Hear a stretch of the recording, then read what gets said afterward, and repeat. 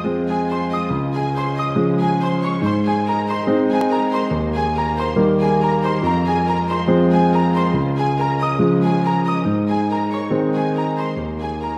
people, we continue to see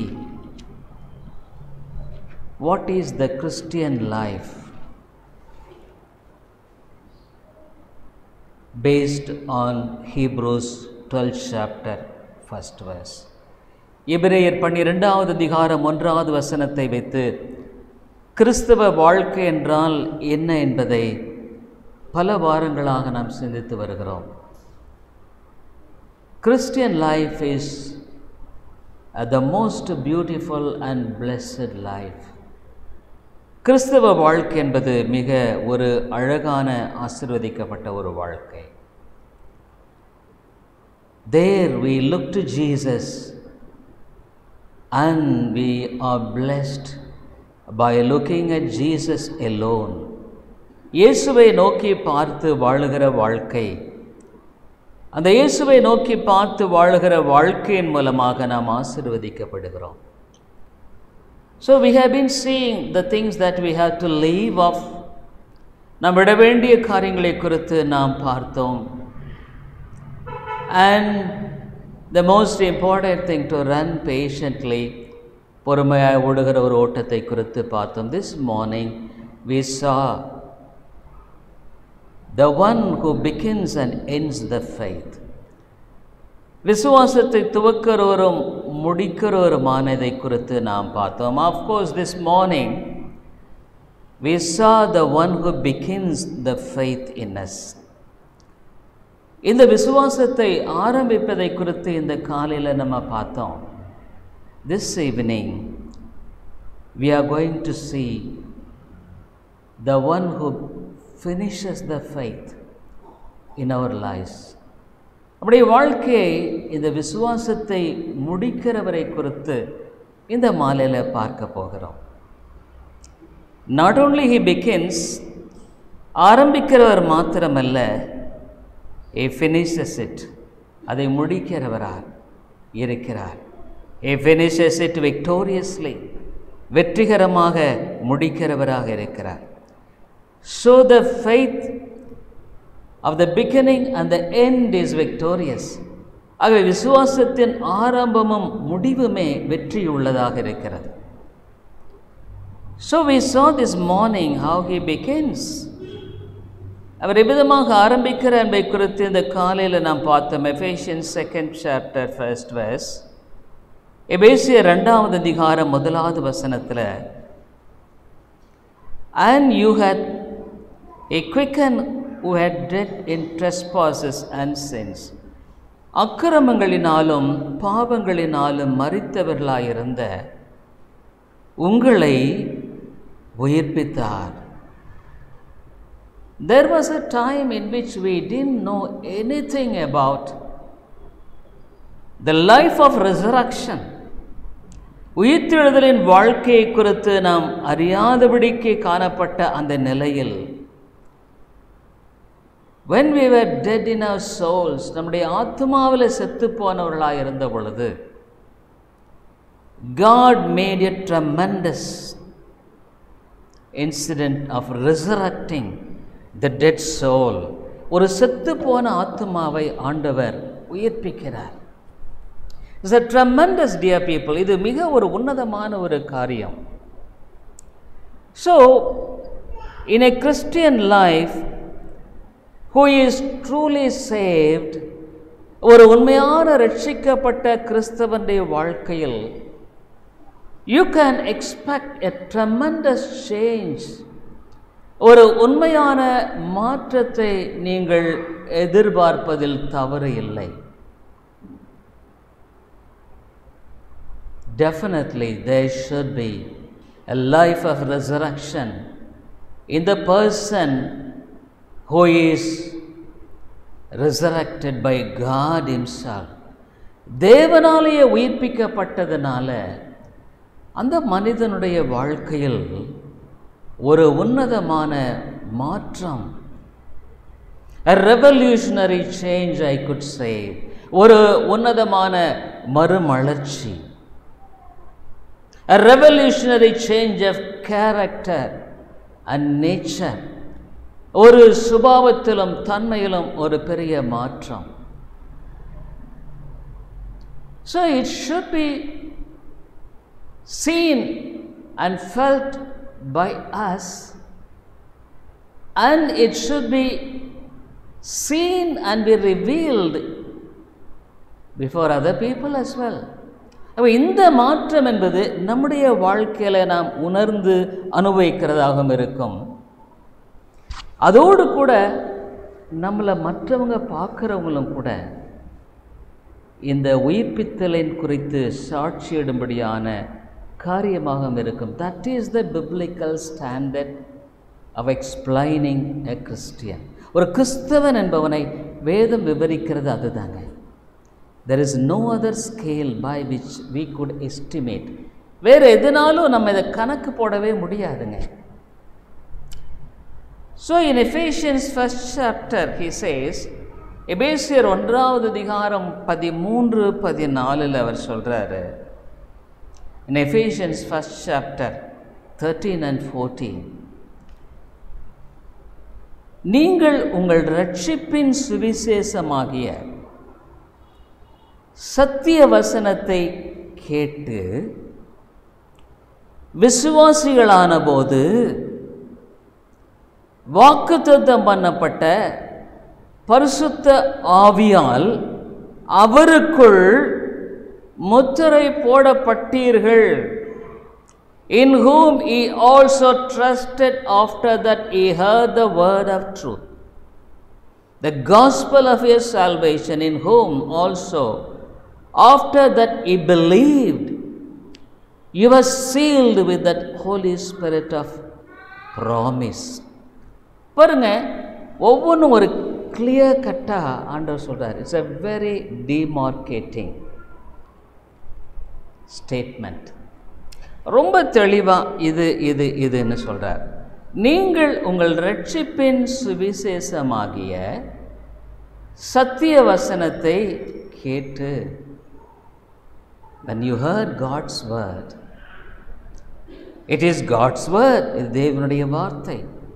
இப்போ கேட்டு விசுவாசிகளான போது, not only you heard it, கேட்டது மாத்திரமல்ல, you became a believer of God. தேவனுடைய விசுவாசியாக மாறின பொழுது வாக்குத்தத்தம் பண்ணப்பட்ட பரிசுத்த ஆவியால், God has promised when you become a believer, the Spirit of God will come and dwell in you. பரிசுத்த ஆவியானவர் உனக்குள்ளாக வந்து வாசம் பண்ணுவார். Who is this Spirit of the Holy Spirit? பரிசுத்த ஆவியானவர் யாரு? The very God himself will come and dwell in you. அந்த தேவனே உனக்குள்ள வந்து வாசம் பண்ணுவார். Holy Spirit is God, the triune, one among the triune God. திரைத்துவர் ஒருவான். அப்படி மட்டுமல்ல, you are sealed. நீ முத்திரை போடப்பட்டு விட்டாய். For what purpose is the seal? இந்த முத்திரை எதுக்கு? The seal is the one which indicates that you are a child of God. ஒரு தேவனுடைய பிள்ளைங்கிறத அந்த முத்திரை போட்டாச்சு. So when the seal is there, the முத்திரை இருக்கும் பொழுது, when God's Spirit is living in you, பரிசுத்த ஆவியானவர் உனக்குள் வாசம் பண்ணும் பொழுது, there is a revolutionary work of God taking place in your heart. உன் இருதயத்தில் ஒரு உன்னதமான மறுமலர்ச்சியின் செயலானது நடைபெற ஆரம்பிக்கிறது. You are no more an old man of slavery. நீ பழைய மனுஷனாக அந்த பாவத்துக்கு அடிமைப்பட்ட வாழ்க்கை உங்கள்கிட்ட இருக்காது. Actually, yesterday I was preparing the lessons for our Bible course. நம்முடைய பைபிள் கோர்ஸுக்காக அந்த பாடங்களை தயார் செய்த பொழுது one thing strike me very much was, ஒரு காரியம் என்னை அதிகமாக அந்த இடத்துல தொட்டது. என்னன்னா, ஒரு கிறிஸ்துவனுடைய வாழ்க்கையில் அந்த பாவத்தின் தன்மை பலவீனப்பட்டுடும். The nature of sin will be weakened. பழைய வாழ்க்கையில் அப்படி இருந்தான், உண்மைதான், he was there. இப்போ ஸ்டில் அதே மாதிரி அவன் போராடுகிறவனாக இருக்க மாட்டான். he won't be fighting in the same way and he will be a victorious person as well. ஒரு வெற்றியுள்ள வாழ்க்கை வாழுவானுங்க. அது மாத்திரமல்ல, அந்த 14 அவர் சொல்கிறாரு, 14th verse, எபேசியன்ஸ் 1:14, அவருக்கு சொந்தமானவர்கள், இதுவும் பாருங்க, அவருடைய மகிமைக்கு புகழ்ச்சியாக மீட்கப்படுவார்கள் என்பதற்கு ஆவியானவர் நம்முடைய சுதந்திரத்தின் அச்சாரமாயிருக்கிறார். which is the earnest of our inheritance until the redemption of the purchased possession unto the praise of his glory. அவங்க வாழ்க்கை எப்படி இருக்குமா? அவருடைய மகிமைக்கு புகழ்ச்சியாக இருக்குங்களாம். to the praise of his glory. அவங்க வாழ்க்கை பழைய வாழ்க்கை இல்லை, not the old life. இப்போ எப்படி வாழ்கிறாங்க? ஒரு காலத்தில் மாம்சத்துக்கும் இச்சைக்கும் அடிமைப்பட்டு வாழ்ந்தவர்கள். they were slave to the sin and evil and slave to the devil. பிசாசுக்கு அடிமைப்பட்ட. ஆனால் இப்போ அவங்க வாழ்க்கை to the praise of his glory, அவருடைய மகிமைக்கு புகழ்ச்சியாக சொல்றாரு. அவருக்கு சொந்தமானவர்கள், they belong to God. அவங்க தேவனுக்கு சொந்தமானவர்கள். there is a nature of ownness. அங்க ஒரு உரிமை பாராட்டுதலுடைய காரியம் இருக்கும். when Jesus was praying before he went to the cross to die for his people, இயேசு கிறிஸ்து தன்னால் தெரிந்து கொள்ளப்பட்ட மக்களுக்காக மரிக்கும்படியாக சிலுவைக்கு போகிறதுக்கு முன்னால் தன்னால் தெரிந்து கொள்ளப்பட்ட மக்களை குறித்து ஒரு அம்சத்தை சாட்சியாக சொல்லிட்டு ஜெபம் பண்ணார். he prayed one thing mentioning very important. ஒரு காரியத்தை அவர் முக்கியமாக சொன்னார். ஜான்ஸ் காஸ்பல் 17th chapter, யோவான் 17வது அதிகாரம், அவர் சொன்னார் 16வது வசனம், ஜான் 17:16, இவங்களை பற்றி சாட்சி சொல்லிட்டார். அவர் சொன்னார், ஆண்டவரே, நீர் எனக்கு தந்தவர்கள், whom you have given to us to me. முன்னால் பேசிட்டு சொன்னார், நான் உலகத்தான் அல்லாதது போல அவர்களும் உலகத்தார் அல்ல. நான் உலகத்துக்குரிய மனுஷன் இல்லைப்பா. ஆண்டவரே, பிதாவே, நான் உலகத்துக்குரிய மனுஷன் இல்லை. அவங்களும் அப்படித்தான். ஏன் ஜனங்கள்னு சொல்கிறேன் பார்த்தீங்களா? மை பீப்புள் இருக்காங்களே, அவங்களுக்கும் இந்த உலகத்துக்குரியவர்கள் அல்ல. they are not of this world.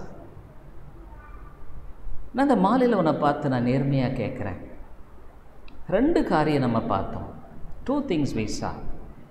உன் வாழ்க்கை is it for the praise of his glory? அவருடைய மகிமைக்கு புகழ்ச்சியாக உன் வாழ்க்கை இருக்கா?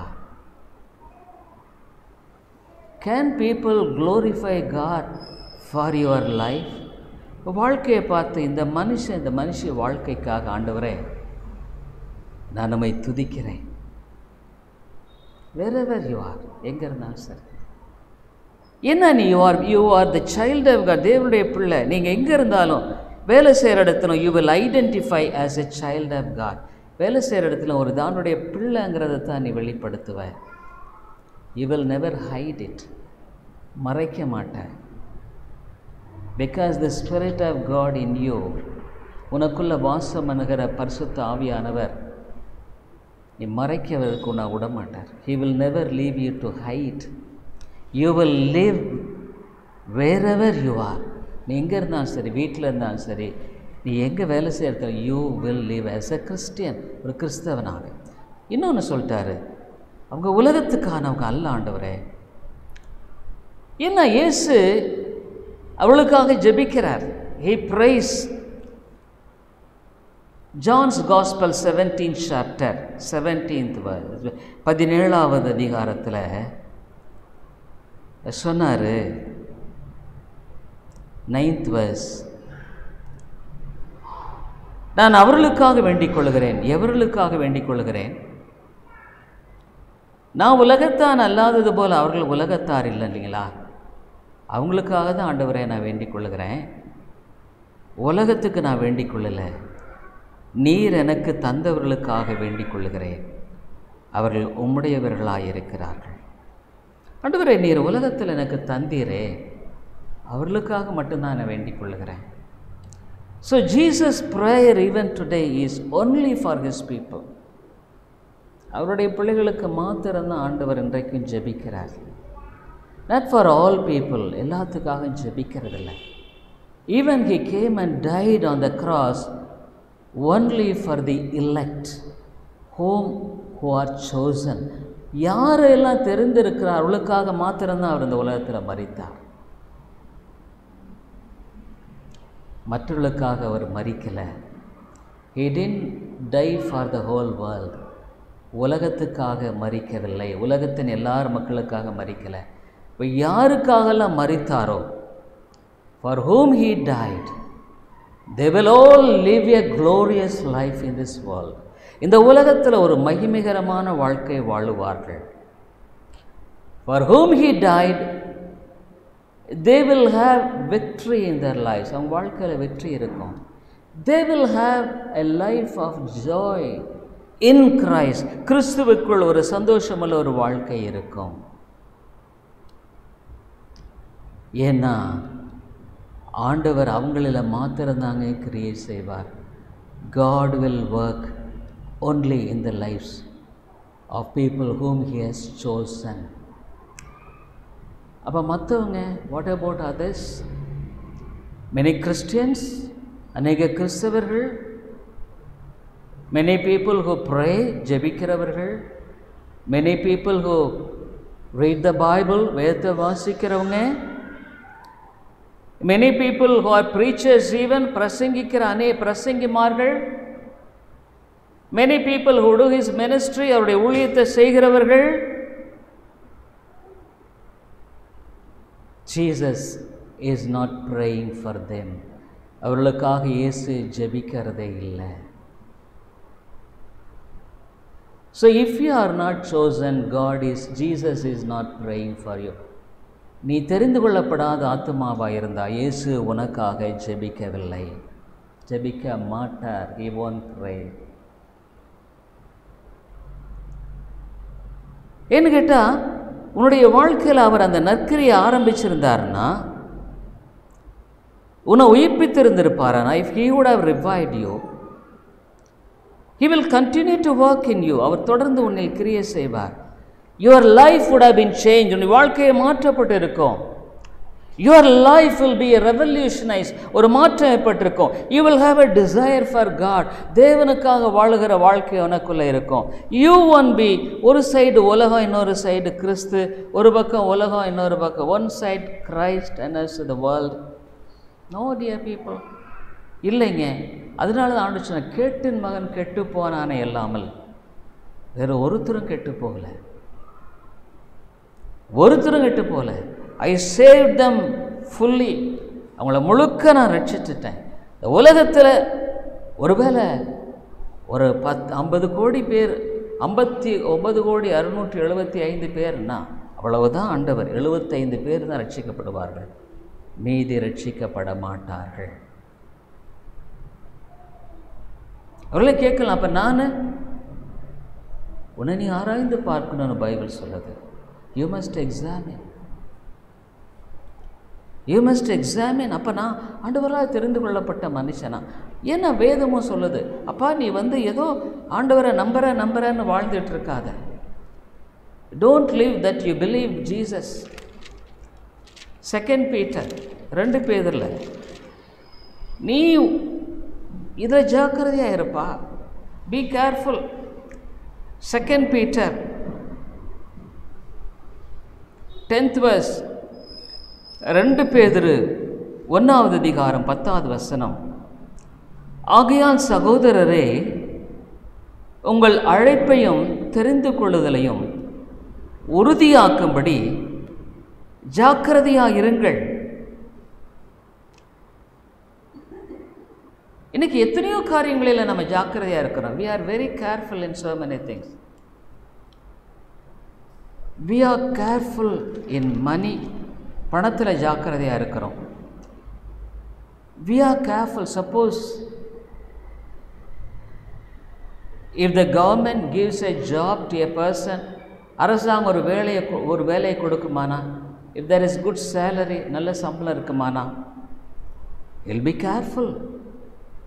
whether am I appointed, எனக்கு அப்பாயின்மெண்ட் ஆர்டர் வரலையே, இன்னும் வரலையே. so he will be expecting the appointment order. he will be careful to join. அங்கே போய் சேருபடியா ஜாக்கிரதையாக இருப்பாங்க.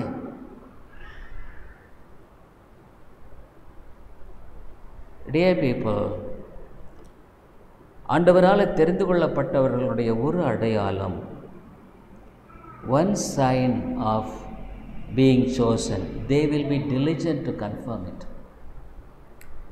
அதை உறுதியாக நான் ரட்சிக்கப்பட்டனா, நானுடைய பிள்ளைதானா அப்படிங்கிறத உறுதிப்படுத்தி கொள்ளுகிற ஜாக்கிரதை உங்களுக்கு இருக்கும். இல்லைன்னா எப்படி இருக்குன்னா, நானும் சர்ச்சுக்கு போகிறேன், நான் ரட்சிக்கப்பட்டிருக்கேன், நான் பைபிள் வாசிக்கிறேன், நான் ஜெபம் பண்ணுறேன், I go to church, I read the Bible, I pray. So ஒரு மேலோட்டமான ஒரு காரியம்தான் இருக்கும்.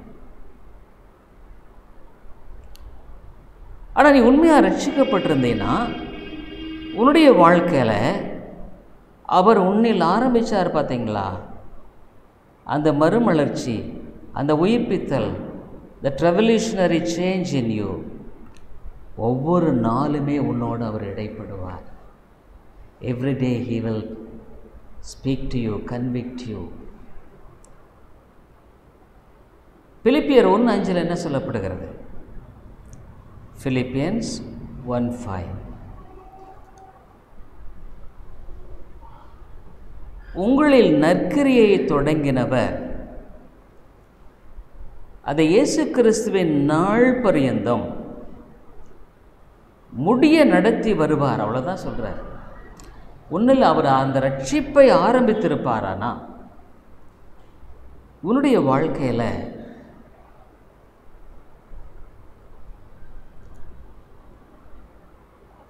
அவர் தொடர்ந்து ஒவ்வொரு நாளுமே இடைப்படுவார்னு நான் எப்படி சொல்கிறது? How could I say that God speaks to me? நான் சொன்ன பார்த்தீங்களா, நாளுக்கு நாள் உங்கள் வாழ்க்கையில் ஒரு புதிய வாழ்க்கையினுடைய அம்சம் அதிகமாய் பெருகிக் கொண்டே வரும். You will have that new nature more and more in your life. புதிய தன்மை மேலே மேலே வந்துகிட்டே இருக்கும். இன்றைக்கி நிறைய கிறிஸ்தவர்கள் எப்படி இருக்காங்க? Many Christians the same old way of life, அதே பழைய வாழ்க்கை தான். ஆனால் கொஞ்சம் மாற்றம், some changes. Calling themselves Christians, before probably they were Hindus. இந்துக்களாக இருந்தவங்க இப்போ கிறிஸ்தவன் கூப்பிட்டுட்டு இருக்காங்க. Are you will even born Christians, கிறிஸ்துவலாக பிறந்தவர்களாங்க கூட இருப்பாங்க. But not of much change, அதிகமான மாற்றம் இல்லை. ஆனால் நீங்கள் இப்போ ஒரு குழந்தை இருக்குன்னா, suppose there is a child, it grows, வளருது. ஆவிக்குரிய வாழ்க்கையிலும் என்னைக்கு நீ பிறந்தையோ அன்னையிலேருந்து வளருவ, you will grow in that. அப்போ உன்னில் நற்கிரியை தொடங்கினவர் அதை ஒவ்வொரு நாளும் அவர் செய்கிறாரு. நீ செய்யலை, அவர் செய்கிறார். உனக்குள்ள அந்த விருப்பத்தை கொடுக்குறாரு, செய்கை உண்டாக்குறார். இயற்கையாக உங்கள்கிட்ட அது கிடையாது, என்கிட்ட கிடையாது. we don't have naturally, but God gives that new nature. இன்னொன்று சொன்னார். யோவான் எழுதின சுவிசேஷத்தில் 28வது வசனத்தில் 10வது அதிகாரம் 28 சொன்னார். John's gospel 10:28. அவர் என்ன சொன்னார்னா 28 I give unto them eternal life. அவங்களுக்கு நித்திய ஜீவனை கொடுக்கிறேன். அப்போ இட்டர்னல் லைஃப்னா என்ன? இட்டர்னல் லைஃப்னா ஒரு புதிய ஜீவன், பரலோகத்தை நோக்கி வாழுகிற ஒரு வாழ்க்கை. A life looking unto heaven and live. நித்தியமாய் ஆண்டவரோடு வாழுகிற ஒரு வாழ்க்கை. Living eternally with God. இப்போ அவங்க இங்கே இருந்தால் கூட அங்கே மனசெல்லாம் எப்படி இருக்குன்னா நித்தியமாய் ஆண்டவரோடு வாழுகிற ஒரு வாழ்க்கை அந்த அவங்களுக்குள்ளே இருக்கிறதுனால இருக்கும். They will have that eternal life concept. அதான் சொல்லிட்டாரு, அவங்க உலகத்துக்குரியவங்க இல்லை ஆண்டவரே, அவர்களுக்காக நான் அந்த உலகத்துக்காக நான் ஜெபிக்கலை, உலக மக்களுக்காக ஜெபிக்கலை. I am not praying for the people of the world. ஏன்னா அன்றைக்கி நிறைய பேர் சொல்லுவாங்க, கர்த்தாவே கர்த்தாவே, ஆண்டவரே ஆண்டவரே, நாங்கள் அதை செஞ்சோம் இதை செஞ்சோமோ எல்லாம் மறந்துட்டீங்களா? Have you forgotten? ஊழியர்கள் ஒரு பக்கம் சொல்லுவாங்க, ஐயோ நாங்கள் அற்புதம் செஞ்சோம், we did miracles, பிசாசுகளை துரத்தினோம், தீர்க்கதரிசனம் உரைத்தோம். ஆண்டவங்களை பார்த்து சொல்லிட்டார், இல்லை உங்களை எனக்கு தெரியாதுன்ட்டார். அப்போ எத்தனை வருஷம் அவங்க ஊழியம் செய்திருப்பாங்கல்ல, எவ்வளோ பணம் செலவு பண்ணி ஊழியம் செய்திருப்பாங்கல்ல. அப்போ ஊழியக்காரர்கள் நிலை அப்படி. இந்த விசுவாசிகள் சொல்கிறவங்க போயிட்டு இயேசு ஆண்டவர் இடத்துல அன்னைக்கு சொல்லுவாங்க, என்ன சொல்லுவாங்கன்னா, லூக்கா 13 ஆண்டவர் சொன்னார், போய் கதவை தட்டுவாங்க.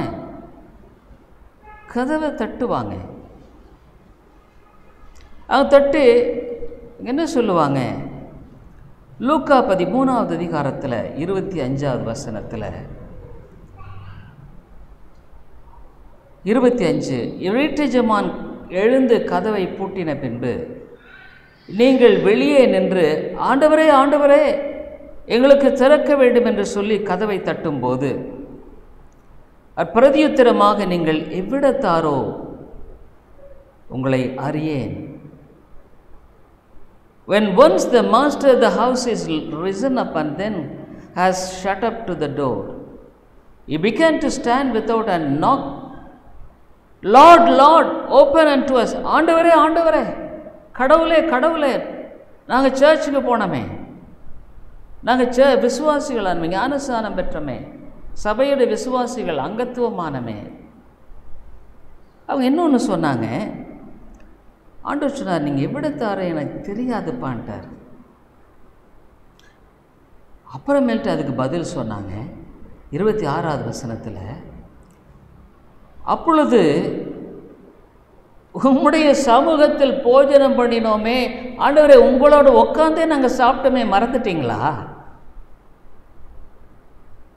உட்காந்து நாங்கள் சாப்பிட்டோமே, நீர் எங்கள் வீதிகளில் போதம் பண்ணினீரே. எங்கள் வீட்டில் எங்கள் வீதியிலலாம் சத்தியம் சொன்னாங்களே, அப்போ நாங்கள் அந்த ஜனங்களோட ஒன்றாவெல்லாம் நாங்கள் இருந்தோமே, ஒரு சபையோட விசுவாசியாக தானே இருந்தோம், ஒன்றா சாப்பிட்டோமே, we all ate together. அதுக்கும் ஆண்டவர் சொல்லிட்டாரு, ஆனாலும் அவர் நீங்கள் 27 எவ்விடத்தாரோ உங்களை அறியேன், எனக்கு உங்களை தெரியாதுப்பா, நீங்கள் யார்? எனக்கு அக்கிரம செய்கைக்காரராகிய நீங்கள் எல்லாரும் என்னை விட்டு அகன்று போங்கள். ஒன்னே சொல்ல, உங்கள் செய்கை சரியில்லைப்பா. ஏன் சித்தத்தின்படி நீ செய்கிறவன் தான் பரலோக ராஜ்யத்தில் பிரவேசிப்பான். ஆனால் நீ உன் சித்தத்தின்படி வாழ்ந்த, you lived with your own will. ஏன்னா ஏன் சித்தத்தின்படி நீங்கள் செய்யலையே? உண்மைதான். நீங்கள் சர்ச்சுக்கு போனதெல்லாம் உண்மைதான். You went to the church. You thought that you are believer. விசுவாசின்னு நினச்சிட்டு இருந்தெல்லாம் உண்மைதான். ஆனால் எனக்கு உன்னை தெரியாதேப்பா. ஆண்டவரே, நான் ஜெபம் பண்ணப்போ கூட நான் அதுக்காக பண்ணினேன், இதுக்காக பண்ணினேன், என்னை காப்பாற்றினீங்களே. ஆமாம், அதெல்லாம் பொதுவாக எல்லாத்தையும் காப்பாற்றுற மாதிரி உன்னை காப்பாற்றினேன். I saved you like other people. இவன் நிறைய பேர் கடவுளே கூப்பிடுறாங்க. They call God. அவங்களுக்கு கூட கடவுள் உதவி செய்கிற மாதிரி தான் தெரியுது, ஈவன் காட். ஸோ அதனால் உன்னை தனிப்பட்ட விதத்தில் எனக்கு தெரியாது. கூட்டத்தோடு கூட்டமாக வந்து போன உண்மைதான். You came as a mass. ஆனால் உன்னை தனியாக எனக்கு தெரியாது. அப்போ எப்படி இருந்திருக்கும் யோசனை பண்ணி பாருங்கள். இனிமேல் வேறு நம்பிக்கை இல்லை, நோ ஹோப். இப்போ இவ்வளவு நாளாக நான் நம்பினதெல்லாம், ஐயோ இவ்வளவு நாளாக நான் நம்பினதெல்லாம் என்னாச்சு? What about so much I believe. இப்போ எனக்கு தெரியாதுன்னே வேறு சொல்லிட்டாரு. ஹி செட் எனக்கு தெரியாதுன்ட்டார. ஆமாங்க, இதுதாங்க உண்மை. தம்முடைய பிள்ளைகளை பற்றி ஒரு நல்ல சாட்சி கொடுக்குறாரு. என்ன சாட்சி கொடுக்குறாருன்னா, அவர் நித்திய ஜீவனை கொடுத்துட்டேன்னு சொன்னவர் மாத்திரமில்லை, யோவான் 10வது அதிகாரத்தில் அவர் சொன்னார். என்ன சொன்னார்னா, யோவான் 10:27 my sheep hear my voice and I know them and they follow me. சொன்னார், என்ன ஆடுகளை நான் அறிஞ்சிருக்கிறேன்றார். பார்த்தீங்களா? அங்கே சொன்னார் உங்களை எனக்கு தெரியாதுன்னுட்டார். I knew not. ஆனால் இங்கே சொல்கிறாரு எனக்கு இவங்களை தெரியுன்றார். யாரை தெரியும்? என்ன ஆடுகளை எனக்கு தெரியும். நீ அவருடைய ஆடா? இன்னொன்று சொல்கிறாரு, என் ஆடுகள் எனக்கு தெரியும், அவைகள் எனக்கு பின் செல்லுகிறது. என் ஆடுகள் எனக்கு தெரியும், அவைகள் எனக்கு பின் செல்லுகிறதுன்னு சொல்கிறாரு. ஏன்னா நான் அவங்களை எல்லாம் அறிஞ்சிருக்கிறேன்.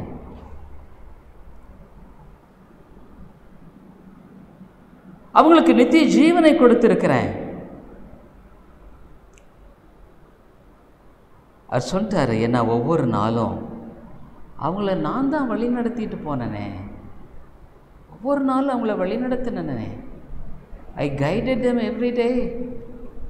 யோவான் 10வது அதிகாரத்தில் ஆரம்பிக்கும் போது சொன்னார், நான் அவங்களை எப்படி நடத்தினேன்றதை பற்றி சொல்கிறாரு. how I guided them. அது சொன்னார், கள்ளம் அப்படி இல்லை. அவன் வேறு வழியாய், அவன் கள்ளன். ஆனால் நான் என்ன பண்ணேன்,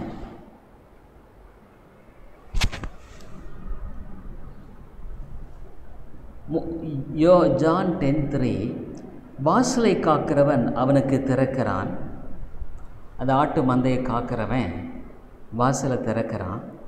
ஆடுகளும் அவன் சத்தத்துக்கு செவி கொடுக்கிறது. ஆடு, ஓ என்னுடைய மெய்ப்பன் வந்துட்டாரு, oh my shepherd has come. அவன் தன்னுடைய ஆடுகளை பேர் சொல்லி கூப்பிட்டு, இங்கே பார்த்தீங்களா, அந்த ஆடுகளை இந்த மந்த மேய்க்கிற மேய்ப்பர் என்ன சொல்கிறான், பேர் சொல்லி கூப்பிடுறான். அதாவது அந்த நாட்களில் பார்த்தீங்கன்னா ஆடு பட்டி இருக்கும். அந்த பட்டியில் கொண்டு போய் நிறைய ராத்திரியில் நிறைய மேய்ப்பர்கள் தங்களை ஆடுகளை கொண்டு போய் அங்கே விட்டுடுவாங்க. They will leave off their sheep. அங்கே 10 பேர் மேய்ப்பர்கள் ஆடெல்லாம் அங்கே இருக்கும். All the sheep will be there. அதுக்குரிய மேய்ப்பன் வரும் பொழுது அந்த ஆடுகள், ஓ நம்ம மேய்ப்பன் வந்துட்டாரு, oh my shepherd has come. அப்போ இயேசு என்ன சொல்கிறாரு,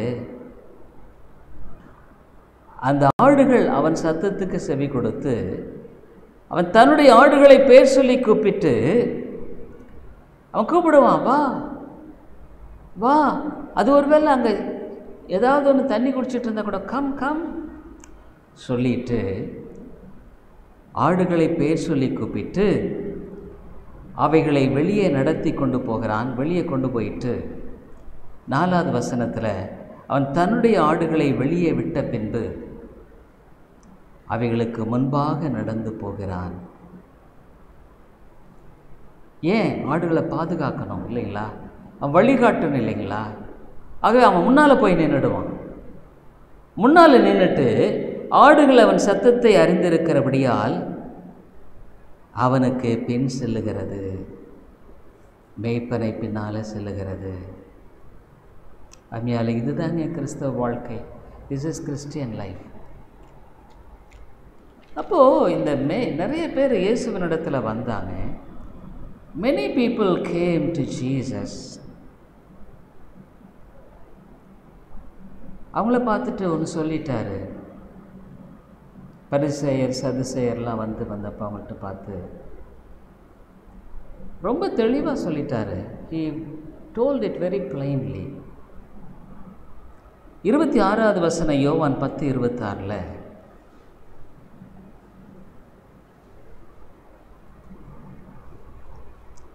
John 10:26. ஆனாலும் நான் உங்களுக்கு சொன்னபடியே நீங்கள் என் மந்தையின் ஆடுகளாய் இராதபடியினால் விசுவாசியாமல் இருக்கிறீர்கள். ஏன் என்னை நம்பி உங்களை பின்பற்ற முடியலன்னா, ஏன் உங்கள் வாழ்க்கையை என்கிட்ட அர்ப்பணித்து வர முடியலன்னா, என்னை முழுக்க முழுக்க நம்பி இந்த உலகத்தில் வாழ முடியலன்னா, இந்த காலையில் பார்த்தோம். why you could not trust me and follow me. ஃபெய்த்துங்கிறது it's a way of life. வாழ்க்கை முறை. ஏதோ ஒரு கஷ்டத்துக்காக ஜெபம் பண்ணி விடுதலைங்கிறது இல்லை. Not simply praying for some difficulties and finding out. அவரை பின்பற்றுகிற ஒரு வாழ்க்கை. கொஞ்ச நாளைக்கு நான் பின்பற்றுவேன், கொஞ்ச நாளைக்கு விட்டுடுவேன் இல்லைங்க. Not following Jesus sometimes. அவர் சொல்லிட்டாரு, நீங்கள் என் ஆடுகள் இல்லைங்க, என் ஆடுகள் இல்லை, ஆகவே நீங்கள் என்னை விசுவாசிக்க மாட்டீங்கன்னு சொல்லிட்டார். இல்லை, இது ரொம்ப ஒரு பயங்கரமான காரியம் இல்லை? இவங்கெல்லாம் சொன்னாங்க, இவங்கெல்லாம் மோட்ச ராஜ்யத்துக்கு போவேன்னு நினச்ச பரிசேயர்கள் சதுசேயர்கள், நீதியில் ரொம்ப நீதியாக இருக்கிறவங்க மாதிரி காட்சி இருந்தவங்க. they thought they were very religious, but Jesus said இல்லை. அவர் இன்னும் ரொம்ப தெளிவாக சொல்லிட்டாரு. பாருங்கள், ஒரு இன்டிமேட் ரிலேஷன்ஷிப்பை இங்கே பாருங்கள். யோவான் 10 சொன்னார், அவரை பற்றி சொன்னார். என்ன சொன்னார்னா 15 சொன்னார், நான் என்னுடையவைகளை அறிந்தும் என்னுடையவைகளால் அறியப்பட்டும் இருக்கிறேன், அவைகளுக்காக என் ஜீவனை கொடுக்கிறேன். அந்த ஆட்டுக்கு தான் அவர் ஜீவனை உயிரை கொடுத்துருக்கிறார். யாரெல்லாம் இயேசு கிறிஸ்து யாருக்கெல்லாம் மரித்தாரோ அவர்களெல்லாம் ரட்சிக்கப்படுவார்கள். யாருக்கெல்லாம் அவர் மரிக்கலையோ அவர்கள் ரட்சிக்கப்பட மாட்டார்கள்.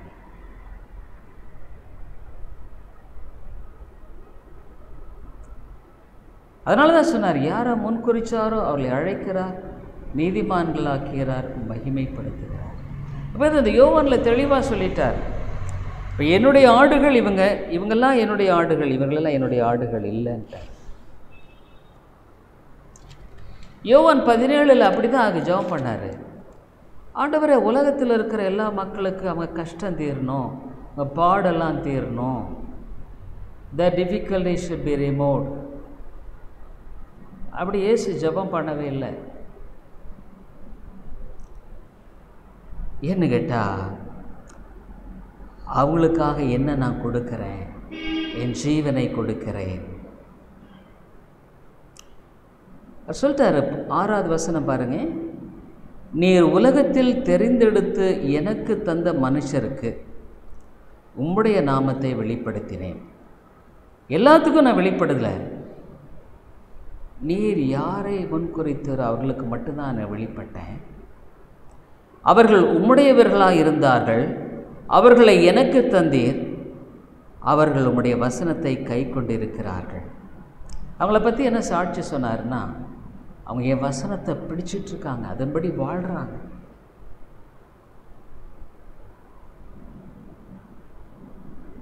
8வது வசனத்தில் சொன்னார், நீர் எனக்கு கொடுத்த வார்த்தைகளை நான் அவர்களுக்கு கொடுத்தேன், அவர்கள் அவைகளை ஏற்றுக்கொண்டு நான் உம்மிடத்திலிருந்து புறப்பட்டு வந்தேன் என்று நிச்சயமாய் அறிந்து நீர் என்னை அனுப்பினீர் என்று விசுவாசித்திருக்கிறார்கள். நான் அவர்களுக்காக வேண்டிக் கொள்கிறேன். உலகத்துக்காக நான் வேண்டிக்கல. இயேசு உலக இரட்சகர் அல்ல. இயேசு எல்லாத்துக்காகவும் மரிக்கலை. அவரால் தெரிந்து கொள்ளப்பட்ட மக்களுக்கு மாத்திரமே மரித்தார். உடனே நீங்கள் நினைக்கலாம், என்னங்க இது ரொம்ப அநியாயமாக இருக்கே, ஐயோ இது அநீதியாக இருக்க, உலக கடவுள் இப்படி அநீதி பண்ணிட்டாரா? Did God just do injustice? இல்லை, எல்லாருமே நம்ம பாவத்தில் செத்து போனவங்க தான். We were all dead in Adam. ஆதாமில் ஒருவேளை இயேசு வராமல் இருந்தா நம்ம எல்லாருமே நரகத்துக்கு தான் போயிருப்போம். We would have all gone to the hell, no doubt. ஏன்னா ஆண்டு சொன்ன, அந்த கனியை புசிக்கிற நாளில் சாகவே சாவே, ஆத்து மரணம் நரகம்தான். ஆனால் ஆண்டவர் இந்த உலகத்தில் ஒரு சிலரை தெரிந்து கொண்டு, God has chosen certain people, அவங்கள ஆண்டவர் ரட்சிக்கிறதுக்காகத்தான் இந்த உலகத்தில் வந்தார். என்னால் ரொம்ப நாள் இதை ஏற்றுக்கொள்ளவே முடியல. I could not. But dear people, this is what the Bible says. ஆனால் வேதம் தான் சொல்லுது, வேதம் தான் சொல்லுது.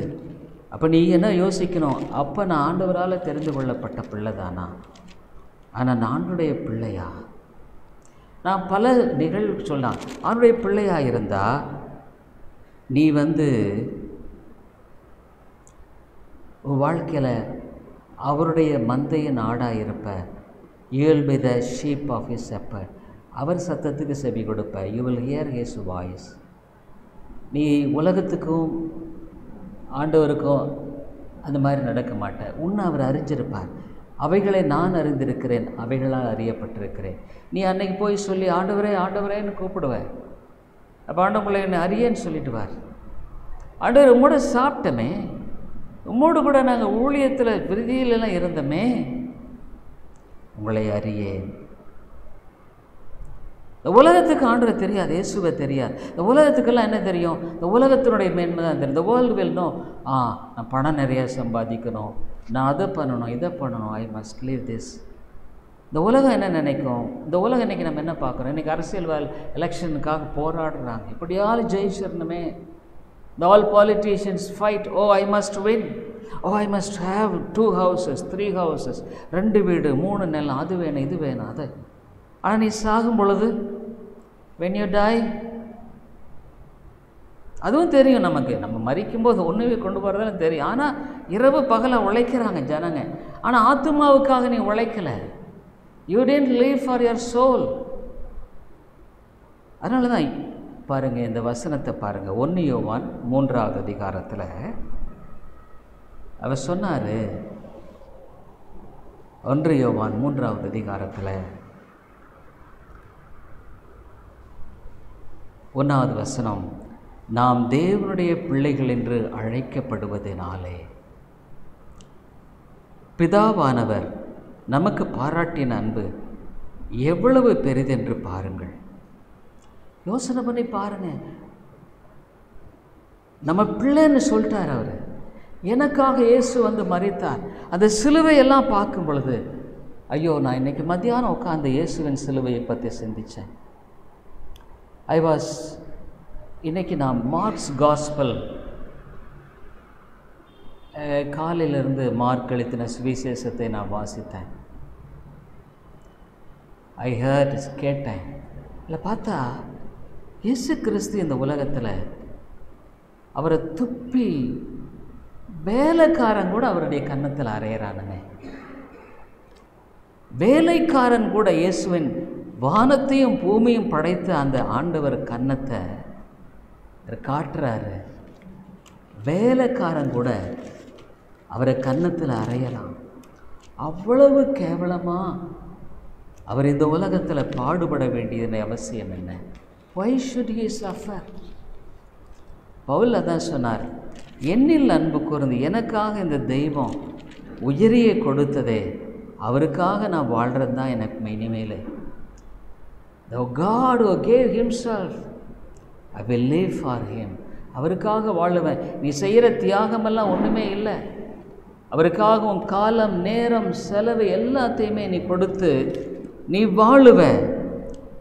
உன்னுடைய குறிக்கோள் எல்லாம் இயேசு இயேசு இயேசு. ஏன்னா பவுல் சொன்னார், என்னில் அன்பு கூர்ந்து எனக்காக தம்மை தாமே ஒப்பு கொடுத்தாரே. பாருங்க, மார்க்கு 14:65 அவருடைய பாடை குறித்து, அப்பொழுது சிலர் அவர் மேல் துப்பவும், முகத்தில் காரி துப்புறாங்கங்க. அவர் கையை கட்டப்பட்டிருக்குன்னு நான் நினைக்கிறேன். அதில் அந்த கையை எடுத்து முகத்தில் அந்த துப்புன எச்சிலை துடைக்க முடியாது. ஒருவேளை இங்கே இருக்கிற யாருக்குமே சரி, அல்லது இந்த ஆன்லைனில் கேட்குற யாருக்கும் சரி, ஒரு மனுஷன் முகத்தில் துப்புன மாதிரி அனுபவம் இருக்காது. ஆனால் எனக்கு இருக்குது. எங்கள் அப்பாவே காரிய முகத்தில் துப்புனார், நடு ரோட்டில் வச்சு. இந்த street he's spat on my face. நான் ஒன்றுமே பேசாமல் வந்துட்டேன். ஆனால் முகத்தில் ஒரு எச்சலை ஒரு மனுஷர் துப்புறாருன்னா அது போல் கேவலமான எண்ணங்க இருக்க முடியும். அப்போ நான் பியூசி ஃபெயிலாக இருந்தேன். எனக்கு படிப்புக்கு ஒன்றுமே வழி இல்லை, நோ சான்ஸ். பியூசி ஃபெயில் ஆகிட்டேன். நான் ஒருவேளை டாக்டருக்கு படிப்பேன்னு நினச்சாங்க, போயிடுச்சு. 4வது முறை தான் நான் பாஸ் பண்ணினேன். ஆனால் ஆண்டவர் என்னை உயர்த்தினார். God lifted me up. Again I pass பண்ணி He made me to be a doctor. டாக்டராக செஞ்சார். ஆனால் இயேசு தன் முகத்தை கூட துடைக்க முடியல. இந்த பாருங்கள், அதில் சொல்லப்படுகிறது 65. அப்பொழுது சிலர் அவர் மேல் துப்பவும், அவருடைய முகத்தை மூடவும், அவரை குட்டவும், நாண திருஷ்டியினால் பார்த்து சொல் என்று சொல்லவும் தொடங்கி வேலைக்காரரும் அவரை கன்னத்தில் அறைந்தார்கள். பாருங்க, உண்மையாக நீ தெரிந்து கொள்ளப்பட்ட ஆத்துமாவாக இருந்தா உன் ஒவ்வொரு மூச்சுமே இயேசுன்னு தாங்க விடும். உன் மூச்சு கூட இயேசுன்னு தான் விடும். இல்லைன்னா நீ இவ்வளோ வருஷம் ஆலயத்துக்கு வர்ற, ஆனால் நீ எங்கே போவேன்னு சொல்கிறத பற்றி நான் சொல்கிறத விட நான் பலமுறை சொல்லியிருக்கிற வேத சத்தியம் உன்னோட பேசும். ஆண்டவர் சொல்கிறார், என் ஆடுகளை நான் அறிந்திருக்கிறேன், என் ஆடுகளால் நான் அறியப்பட்டிருக்கிறேன். நீ அவருடைய ஆடு தானா? நீ அவருடைய ஆடான்னு கேட்குறேன். இல்லைன்னா நீ சொல்ல, ஆண்டவரே நான் உம்முடைய ஆடாக வாழலை, உம்முடைய ஆடாக நான் இல்லை, என் வாழ்க்கையில் அநேக காரியம் சரியில்லை, நான் உமக்காக நான் வாழுகிற வாழ்க்கை இல்லை, மன்னியும். இன்றைக்கி நீ தாழ்த்து தப்பில்லை. ஏன்னா அன்னைக்கு போயிட்டு ஆண்டவரே ஆண்டவரே நீ சொல்லி கூப்பிட்டு, ஆண்டவர் உனக்கு எனக்கு தெரியாதம்மா, அம்மா உனக்கு தெரியாது, எனக்கு ஒரு நீ பார்த்து ஆண்டவரே ஆண்டவரே உனக்கு எனக்கு தெரியாதப்பா. இந்த ரிஃபார்ம்டு பேப்டிஸ்ட் சர்ச் தானே நான் போயிட்டு இருந்தேங்க. எனக்கு சர்ச்செல்லாம் தெரியாது.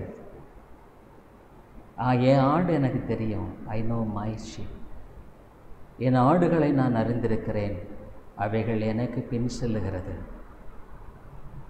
வெளியே விட்ட பின் அவைகளுக்கு நான் முன் செல்லுகிறேன். ஒரு நெருங்கிய தொடர்பு, உறவு வாழ்க்கையில் இல்லைன்னா அருமையானே நீ தெரிந்து கொள்ளப்பட்ட ஆத்துமான்னு சொல்ல முடியாது, நீ ரட்சிக்கப்பட்டேன்னு சொல்ல முடியாது. ஆகவே இது உலகம் கொஞ்ச நாள் தான். நீ உலகத்துக்காக ஓடிக்கிட்டே இருக்கிற, ஓடு. ஆனால் திருநா ஒரு நாள் இன்றைக்கி நான் யோசிக்கிறதுண்டா, ஐயோ இந்த நேரத்தில் கண்ணை மூடி தன்னை திறக்குள்ள 2 பேர் நரகத்தில் பொழுந்திருப்பாங்க. அவங்கெல்லாம் கூட ஒரு நாள் நினச்சிருப்பாங்க, ரொம்ப நாள் வாழ போகிறோம், we will live for a long time. இப்போ அவங்க 60, 70, 80, 90 வயசு கூட இருந்திருக்கலாம். ஆனால் இன்றைக்கி முடிஞ்சு போச்சு வாழ்க்கை. இன்றைக்கி பேப்பரில் வந்து ஒரு பெரிய டைரக்டர் அவர் செத்து போயிட்டார், அவ்வளோதான், முடிஞ்சு போச்சு. இனி வாய்ப்பு இல்லை. கொடி கொடியாக சம்பாதிச்சிருக்கலாம் தான். ஆகவே உன் வாழ்க்கையில் இருக்கிற கொஞ்ச காலம் இல்லை, இங்கே இருக்கிற கூட்டம், நம்ம சின்ன ஒரு கூட்டம் இருக்குது, அதில் நம்ம யார் முதல்ல சாவோம் நமக்கே தெரியாது. நமக்கு தெரியாது. நான் சாகலாம் அல்லது நீ சாகலாம். எங்கே இருக்கிறதுனால நீ ரொம்ப நாள் வாழ்வேன்னு சொல்ல முடியாது. ஏன்னா இந்த சர்ச்சில் வந்து எத்தனையோ பேர், எனக்கு தெரிஞ்சு 20 பேருக்கு மேலே செத்துட்டாங்க. 20-25 பேர் கூட இருக்கலாம். அவ்வளோதான் உன் வாழ்க்கையில். ஒரு அம்மா இங்கே சர்ச்சில் ரொம்ப வருஷமாக வந்தவங்க தான். அவங்க மகன் வந்து வேலூருக்கு காரில் கூட்டிகிட்டு போயிட்டு இருந்தார். போய் ஆனந்த பவனில் பக்கத்தில் போயிட்டு டீ காஃபி குடிக்கலான்ட்டு அம்மா தட்டி பார்த்தா செத்துட்டாங்க கார்லேயே. இங்கே வந்து ரொம்ப வருஷமாக சத்தியத்தை கேட்டவங்க, ரொம்ப வருஷம். ஆனால் அவங்க ரட்சிக்கப்பட்டாங்கன்னு என்னால் சொல்ல முடியாது. ஆனால் வேதத்தை நான் நம்புகிறேன். நரகம் உண்டு, மோட்சம் உண்டு நான் நம்புகிறேன். ஆனால் நீ எங்கே போவேன்றதை யோசனை பண்ணிப்பார். ஜெபிப்போம். கிருபை நல்ல ஆண்டவரே, உம்முடைய சத்தியத்துக்காய் உமக்கு ஸ்தோத்திரம். நான் என் ஆடுகளை அறிந்திருக்கிறேன். என் ஆடுகள் எனக்கு செவி கொடுக்கிறது. நான் அவைகளால் அறியப்பட்டிருக்கிறேன். இந்த உலகத்தில் நீ வந்து ஆண்டவரே ஏன் அறையப்படணும்? சிலுவையில் ஏன் சவுக்கால் அடிக்கப்படணும்? ஏன் இந்த உலகத்தில் பாடுகள் நிந்தனைகளை படணும்? அதெல்லாம் பார்க்கும் பொழுது எனக்காக பவுல் சொன்ன மாதிரி, என்னில் நீர் அன்பு கூர்ந்து மரித்தீரே ஆண்டவரே, நான் உமக்காக வாழலையே, உமக்காக நான் வாழ்கிறேன்னு தைரியமாக சொல்ல முடியாது. உலகத்துக்காக வாழ்ந்துட்டு தான் இருக்கிறேன். ஆவியானவரே, இந்த இடத்துல இருக்கிற ஒருவேளை எத்தனை பேர் அந்த மோட்ச ராஜ்யத்துக்கு வந்தடைவார்கள் நீர் அறிந்திருக்கிறீர். எத்தனை பேர் இத்தனை வருஷம் கேட்டும் ஒரு நாள் மரிக்கும் பொழுது, ஐயோ போதகர் எவ்வளோ சொன்னார், நான் கேட்கல. நீதிமொழியில் சொன்ன மன்னமாக போதகர் சொல்லை நான் கேளாமற் போனேன். ஐயோ அன்றைக்கு ஆண்டவரே உங்களை நான் அறியேன். ஆவியானவரே, இந்த இடத்திலிருந்து கூட ஒரு சில ஆத்துமாக்கள் பரலோக ராஜ்யம் போகும்படியாக நீ ரட்சிக்கும்படியாக கேட்கிறேன். இயேசுவின் நாமத்தில் ஜெபிக்கிறோம் நல்ல பிதாவே, ஆமென். I hope the Lord is blessing you through this preaching of God's word, and we are glad to inform you that you could contact me over my mobile phone and WhatsApp number 98427-67184 and my email ID davidilongo100@gmail.com davidilongo100@gmail.com. Thank you very much. கிறிஸ்துவுக்குள் அன்பானவர்களே, நீங்கள் தொடர்ந்து இந்த தேவ செய்திகள் மூலமாக ஆசீர்வதிக்கப்பட்டு வருகிறீர்கள் என்று நாங்கள் நம்புகிறோம். எங்களுடைய ஞாயிறு ஆராதனை காலை 10:30 மணிக்கு இந்திய நேரப்படி, மாலை 6:30, ஒவ்வொரு புதன்கிழமை மாலை 6:30 மணிக்கு வேத ஆராய்ச்சி கூட்டம் உண்டு. இந்த கூட்டங்களில் நீங்கள் ஆன்லைனில் கலந்து கொள்ள உங்களை அன்போடு கூட அழைக்கிறோம். மேலும் உங்களுடைய ஆவிக்குரிய பாரங்களை நீங்கள் தயவுசெய்து எங்களோடு கூட பகிர்ந்து கொள்ளலாம். இன்னுமாக உங்களுக்கு ஆவிக்குரிய ஆலோசனை அல்லது இந்த சத்தியத்தை குறித்த தெளிவோ அல்லது விளக்கமோ தேவையானாலும் கூட என்னோடு கூட நீங்கள் தொடர்பு கொள்ளலாம். என்னுடைய வாட்ஸ்அப் எண், இன்னுமாக மொபைல் எண் 9842767184 9842767184.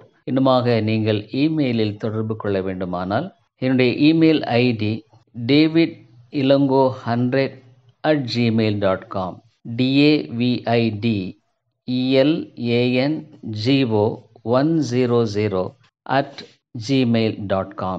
நன்றி.